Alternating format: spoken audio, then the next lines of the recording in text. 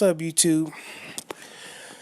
So I had mentioned that Al Heyman was busy, right? Now you remember I did the Kathy Duva video main events with the whole what was that Vasily Glashkov, the Czar, and stuff like that. How they fighting for the vacant IBF belt, and then I thought maybe HBO was behind it a little bit and stuff like that, and Kathy Duva was just trying to get a heavyweight champion over there, HBO. Which would have made sense, you know what I'm saying? It would have made sense, but I was just looking, I didn't dig. I don't think anybody dig. But check this out, man. I just read an article saying that Warriors Boxing won the purse bid, right? Warriors Box won the purse bid. Now you remember Glashkov was offered to fight Deontay Wilder, wasn't he? He was offered to fight Deontay Wilder. He turned that down, saying there wasn't enough time to train, right? And somebody made a comment about it.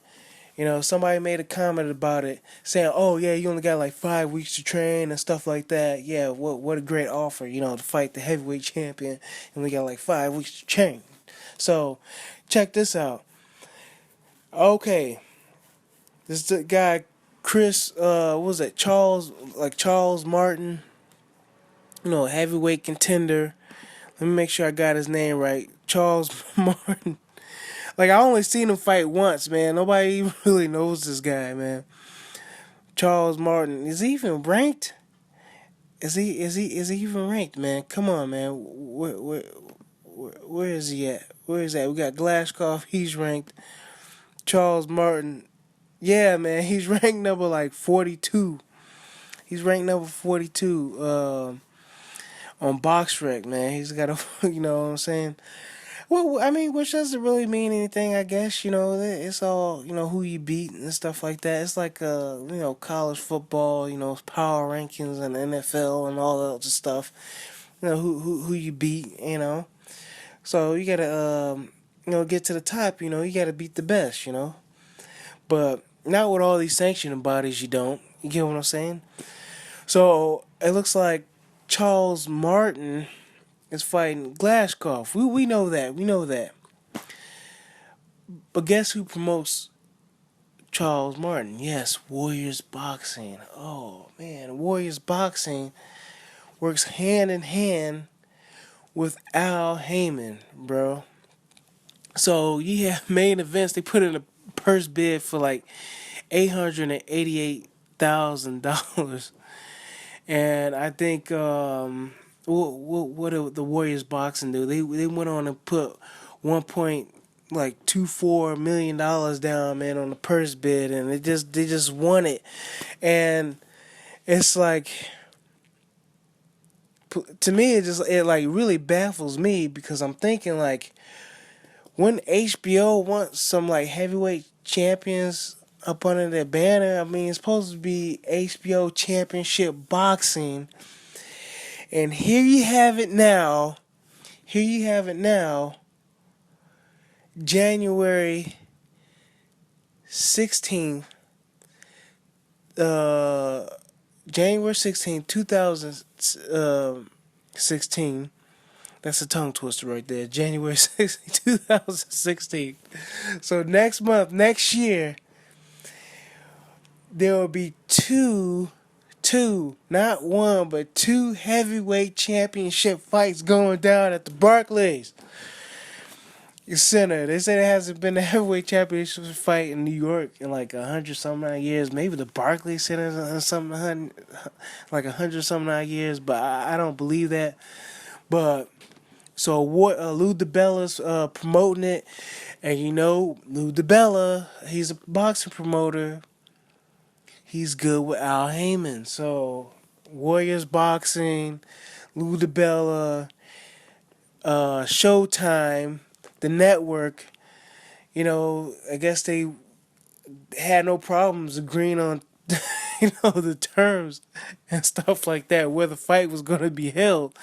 Because guess what, man? It's already on BoxRec that Glashkov is fighting at the Barclays Center in New York, January 16th, under the undercard of Deontay Wilder. Oh man, this Al Heyman dude, he's bad, man. I ain't trying to sound like no fanboy or nothing like that, but I did not see that coming. I'm like, what?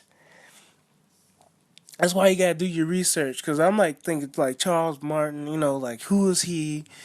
He's a rinky dink dude, but this rinky dink dude has like, oh man, he's got his fight. Al Heyman's got his fighters in like everywhere, man. He got his fighters everywhere. Like, I think I was reviewing the rankings, and Martin was like number 3 in the IBF. So he already had him in line to like fight like Tyson Fury, And then somebody was mentioning that, especially with Kell Brook, like Al Haym was coming after his belt. You know what I'm saying? Like the fighters that he has in the sanctioning body and stuff like that. And we just saw Earl Spence fight an eliminator. Now he might, Kell Brook might fight Kevin Bezier or whatever like that. But think about it, like Earl Spence is in the running in the IBF. The you know what I'm saying? They might pull a mandatory type thing on him, and Kell Brook might have to fight Earl Spence. Like, is he ready? I don't know. Is Charles Martin ready for a championship fight? I don't know, but he's a southpaw. Excuse me. He's been training and whatnot, and he's gonna be. It looks like he's gonna be in better condition than Glashkov. Because Glashkov, I don't know how much time he needs for a camp. Good thing is that he's a heavyweight, because he don't have to. You know what I'm saying? There's no weight limit. You know what I'm saying? You can eat what you want. But man, I was like, oh man, that's. Can you imagine that happening? Man, just think about it, dude. If Charles Martin wins, you know who Deontay Wilder is fighting next, right? In Tuscaloosa, Alabama, for a unification bout. You know who he's fighting next. Oh man, like all roads gonna lead to like Al Heyman and Deontay Wilder if Charles Martin wins versus Glashkov. And Kathy Duva ain't running this show. She's not running this show. This is like not a main event promotion. This is not Kathy Duva paying for the referees. You know what I'm saying? Like they, making sure the referees are taken care of and whatnot. I mean the sanction. It's not like she's paying off the not the referees, but the judges. Excuse me, well, the referee and the judge. I mean, they gotta pay for that. I'm pretty sure the sanctioning body ain't paying for that out of their little sanctioning fee and stuff like that. That's not enough money to go around.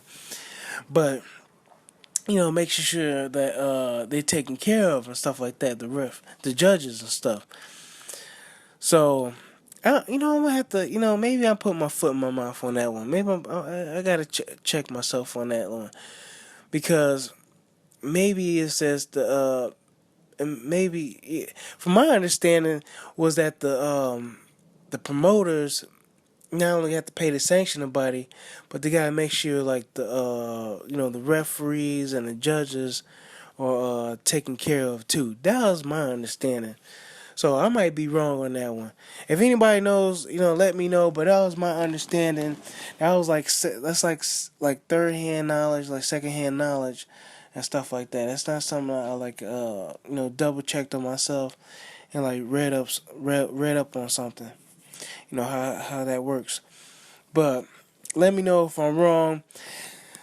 Let me know if you think, Al Heyman's like playing chess or he's playing checkers, because Kathy Duva was in some kind of article, man. I forgot what it was. I forgot what it was, like Sweet Science, the Sweet Science or something like that. But she was saying like we don't really care what Al Heyman's doing. He has to satisfy the networks and the fighters. What we're doing over here is like we're playing chess and stuff like that. So she's like trying to like diss Al Heyman. But she need to be slapping herself upside the head. HBO need to be slapping themselves upside the head. Like, what are they doing, man?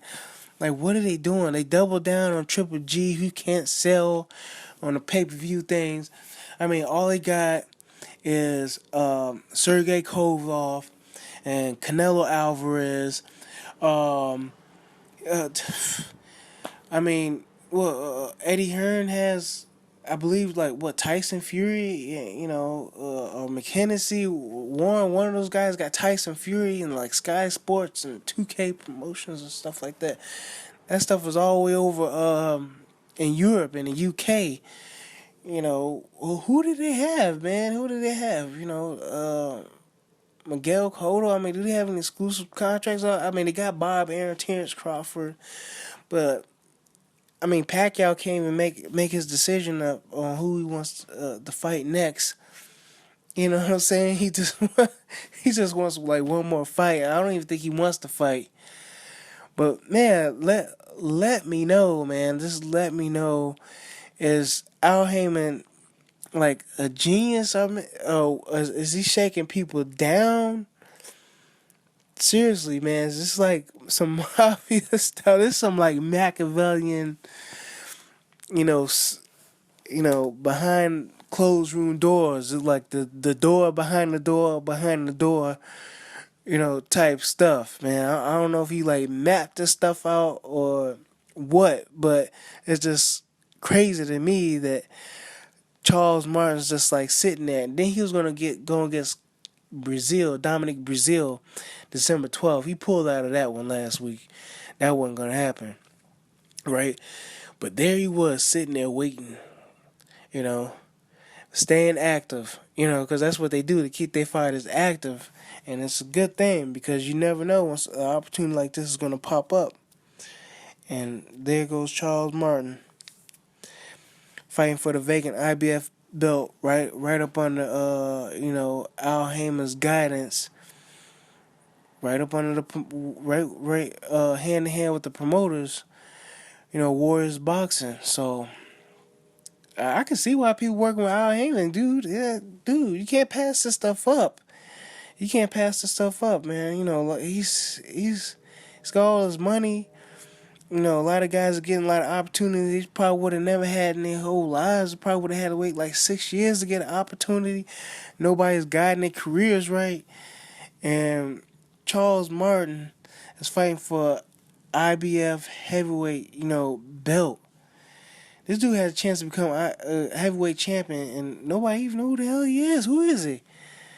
I don't, Jeez Louise, man. Yeah, he's Golden Gloves, National Pan Am champion. 2012 Golden Gloves champion, 2012 National Pan Am's champion. Yeah, he's not an Olympic. He's not an Olympian or anything like that. So, dude, 6'5", with 80-inch reach. So I guess him and Deontay gonna be looking right at each other if they go against each other. Let's see what Glashkov has. What is he? 6'3", with a 75-inch reach. I mean, he has longer arms than me. But yeah, man, it's gonna be a tall order. But I'll catch y'all later, man. Let me know what y'all think. I'll catch y'all later. Bye.